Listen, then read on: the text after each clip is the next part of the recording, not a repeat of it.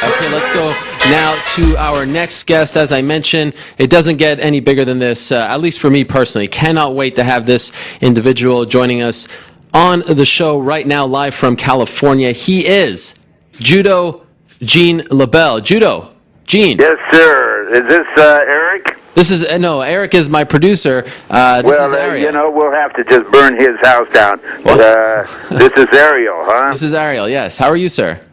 About 3 points ahead. Well, it is great to have you on the show, and I don't even know where to begin, but I do know where to begin. We'll talk about Saturday night first. You were there. You were in attendance. Your student, Ronda Rousey, who represents you so well, looked fantastic. She defeated Miesha Tate via armbar. How proud were you after what she accomplished there, and really, seemingly, in my opinion, resurrecting women's MMA in one fight? How proud are you of Ronda Rousey right now? I'm elated, but, a lot of people don't realize that the women can fight also. And people like Miesha Tate, she's a champion on and off the mat, and she got her butt handed to her, but god darn, she came pretty close to doing some dangerous stuff and scared the hell out of me. Sarah Kaufman, who's probably the second best fighter in the world. She's from Canada and probably be the next opponent for Ronda. And I'm excited. I feel like just jumping off a building. I knew Ronda before she was born, and I'm very close to her mother. And it's a family thing. I'm Uncle Gene, and she's the best. And you always want the best for the best. And Ronda she's the best woman fighter in the whole world, bar none. Now, I've been around since the Last Supper, and I've seen all the women in all the martial arts, and she's in the class by herself. And Showtime is very lucky to have such an athlete and a good human being. Yeah, I agree, and she represents you very well. You say that you obviously knew her mother, who had a great background in judo, and you knew her before Ronda was even born. When did you first realize that Ronda could be the star that she is developing into right now? Well, that's a simple question. Anna Marie was the mother for Rowdy Ronda Rousey's mother was a world champion in 1984 judo, and the apple doesn't fall far from the tree. And her mother is a sweetheart, and a small lady, but good. When you start seeing women beating men, you know there's something happening. And knowing her mother, and she has a few kids now, but Ronda's the one that took the fighting to a next level. And something I could say, as you know, Ronda, when she entered tournaments here in the States or the Nationals, they would fight for second place because Ronda was in a class by herself and still is. And, of course, she went to the Olympics and did unbelievably well there. And I was talking to her, and I said, you want to try for these next Olympics? Because you should win a gold real easy.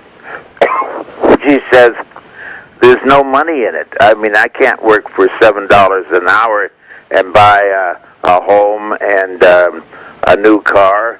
What do I do? So all her friends got her into MMA, and she'll tell you about it. Mm-hmm. And she comes to our school. She goes to a lot of different schools. And when you talk to the Ronda, you can tell her, she'll tell you all the people she trained with. go-kart, and that's where I teach at highest on with go-kart Trevetian. But she learns boxing, wrestling, Muay Thai. She does it all, and she's a champion on and off the mat. You meet her and you fall in love. And a lot of people say, geez, Rhonda's the prettiest woman in the whole world. I'd like to date her. I'd like to marry her. Well, I tell you something. She'll go out with anybody, any man that can beat her. And, she's a 25-year-old virgin because nobody can beat her. I mean, she just beats the living hell out of me. Cool. And, but she does that because she's sadistic like her Uncle Gene. Right, yeah. We'll have to confirm that when she comes on. She'll be joining us in a few minutes on this show. Gene, also I want to talk to you about a lot of other things. I mean, like I said, you are probably the most legendary figure we've ever had on this show, considering what you've done in your storied career. You judge MMA events as well. Do you think that there's a problem right now in MMA judging? We've seen the last few events in the UFC. There's been some controversy. Do you think that the 10-9 system is the right system, or should we change it? Well, I like the 10-9 system. That's, of course, what I'm used to. But I believe a lot of commissioners, they don't like you to do a 10-10 round. And I think there are even rounds. They usually want you to get in boxing or MMA a 10-9 round, and you should be able to decipher a winner. I have a beef with judging and refereeing. To me, I don't think you should ever be able to referee or judge unless you have a physical background in that art. I mean, if you're a fan, I'm a big fan of professional football, but I'm not qualified to be a judge. Correct. I like soccer. I like swimming. Incidentally, Rhonda is a great world-class swimmer. You just don't hear about it. But I'm not qualified to be a judge.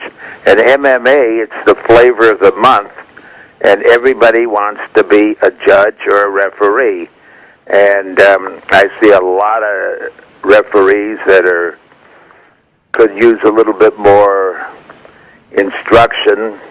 A lot of judges, I think it should be mandatory for these judges that want to do MMA, go to Muay Thai schools, go to judo schools, go to Greco-Roman schools, go to freestyle wrestling schools, Kempo, Shotokan, Taekwondo, all those schools, and learn a little bit about everything. You want to know if a body slam hurts more than a left hook, and how much damage can something be. And you have to be on the mat or in the ring to know the difference. Gene, my humble opinion. And I agree with it wholeheartedly. A lot of people very much enjoying this interview, sending me questions. Here's one that I've always wanted to ask you.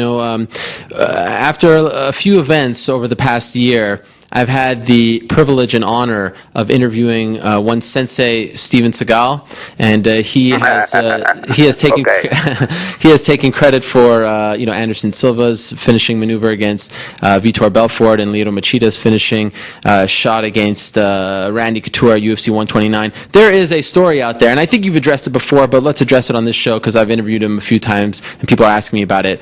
Did you, in fact, choke out Sensei Seagal on the set of a movie, and is it true that he did, in the process, soil himself? Well, if a guy soils himself, you can't criticize him, because if they just had a nice big dinner an hour before, you might have a tendency to do that. Steven Seagal is a very outstanding martial artist. Personally, myself, I don't think he's taught these MMA fighters how to win a match. I've got nothing against Steven. He's a very outstanding martial artist. He's done a lot for the martial arts, but I know where he's insulted Randy Couture. Well, Randy Couture, if he ever got mad, would have him for lunch. And that isn't to put down Steven, but you know, closed mouth don't catch any foot. In other words, you can't put your foot in your mouth if you keep it closed. So did that happen? I always say, if a man, you know, you can't be braggadocious that they've done something. Right. Everybody has their individual things that have happened, and I personally don't think you should put down, as many people do with Steven, because he's trying to do his best. So does that mean, Gene, that you will not confirm that this actually took place? Well, if 30 people are watching, let them talk about it. You know, you interview a boxer, a wrestler, it's I, me. Yeah.